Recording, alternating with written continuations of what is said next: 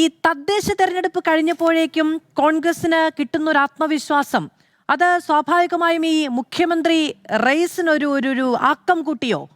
അതുകൊണ്ടാണ് എം പിമാരെല്ലാവരും മത്സരിക്കണമെന്നൊരു അവകാശവാദം ഉന്നയിച്ച് രംഗത്ത് വന്നത്. അത് തിരുത്തപ്പെടുകയും ചെയ്തു. പിന്നീട് ഈ പട്ടിക, അതായത് പ്രതിപക്ഷ നേതാവിന്റെ കൈവശമുണ്ടായിരുന്ന സ്ഥാനാർത്ഥികളുടെ പട്ടിക അപ്പാടെ തിരുത്തപ്പെടാനുള്ള ഒരു കാരണവും ജയിച്ചേക്കുമെന്ന ആത്മവിശ്വാസം തന്നെയാണോ? അല്ല, ഈ പ്രതിപക്ഷ നേതാവിൻ്റെ കയ്യിലെ പട്ടിക അപ്പാടെ തിരുത്തപ്പെട്ടു എന്ന് ഞാൻ കരുതുന്നില്ല.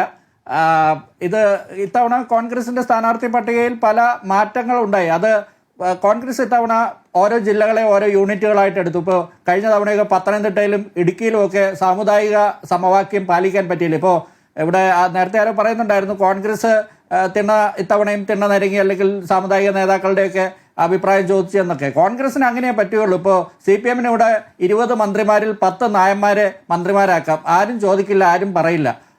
അത് എനിക്ക് തോന്നുന്നു മറ്റാരോ പറഞ്ഞു, തല ഇഴവ ഉടൽ നായർ എന്നൊക്കെ പറഞ്ഞ് ഏതോ ഒരു ആള് അതിനെക്കുറിച്ച് കമൻ്റ് ഇട്ടത് ഞാൻ കണ്ടിരുന്നു. അപ്പോൾ CPMന് അങ്ങനെയൊക്കെ ആകാം. പക്ഷേ കോൺഗ്രസിന് ഇവിടെ പലരെയും പ്രീണിപ്പിക്കണം. പലരെയും എന്നല്ല, എല്ലാവരെയും ഒരുപോലെ പ്രീണിപ്പിച്ചാൽ മാത്രമേ ഇവിടെ കോൺഗ്രസ് അധികാരത്തിൽ വരാറുള്ളൂ. അങ്ങനെ വന്നിട്ടുള്ളൂ. ഇനിയിപ്പോൾ BJP ഒരു വശത്ത് നിൽക്കുമ്പോൾ അത് അങ്ങനെ അല്ലാതെ മുന്നോട്ട് പോകാനേ പറ്റില്ല എന്നുള്ള കോൺഗ്രസിനെ കുറിച്ച് ആ തരത്തിൽ ചർച്ച ചെയ്യുന്ന സമയത്ത് CPM-മായി ഒരു താരതമ്യം എന്ന് പറയുന്നത് എത്ര പോസിബിൾ ആണ്?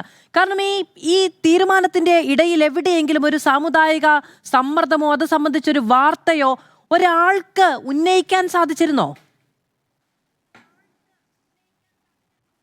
അല്ല, അതിന് പല കാരണങ്ങളുണ്ട്. ഇപ്പോൾ VD സതീശനെ നായർ സർവീസ് സൊസൈറ്റിയിലോ വെള്ളാപ്പള്ളിയുടെ വീട്ടിലോ കയറ്റാൻ അവർക്ക് പ്രശ്നമുണ്ട്. ഇപ്പം നായർ സർവീസ് സൊസൈറ്റിയുടെ സുകുമാരൻ നായർ പറഞ്ഞത് കഴിഞ്ഞ ഇലക്ഷന് 2021 ഇലക്ഷന് NSSന്റെ താലൂക്ക് യൂണിയന്റെ സഹായം ചോദിച്ച VD സതീശൻ അതിനുശേഷം തള്ളിപ്പറഞ്ഞു. പ്രതിപക്ഷ നേതാവ് ആയപ്പോൾ പറഞ്ഞു ഞാൻ ഒരാളുടെ തിണ്ണ നിരക്കാൻ പോയില്ല എന്ന് അദ്ദേഹം പറഞ്ഞു. അപ്പോൾ ഒറ്റയടിക്ക് അദ്ദേഹം അദ്ദേഹത്തിന് നിലപാട് മാറ്റിയത് സുകുമാരൻ നായർക്ക് ഇഷ്ടപ്പെട്ടില്ല. വെള്ളാപ്പള്ളി നടേശന് പണ്ട് തൊട്ടേ VD സതീശനുമായിട്ട് പ്രശ്നങ്ങളുണ്ട്.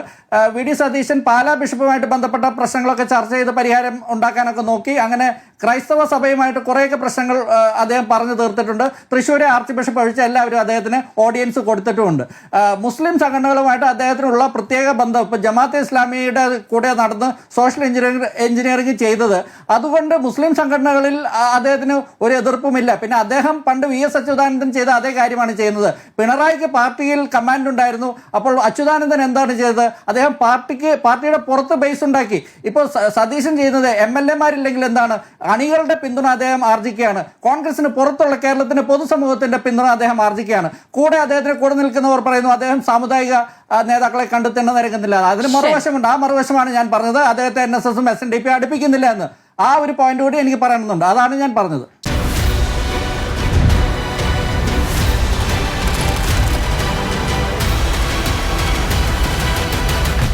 Debate with Madhu Saji.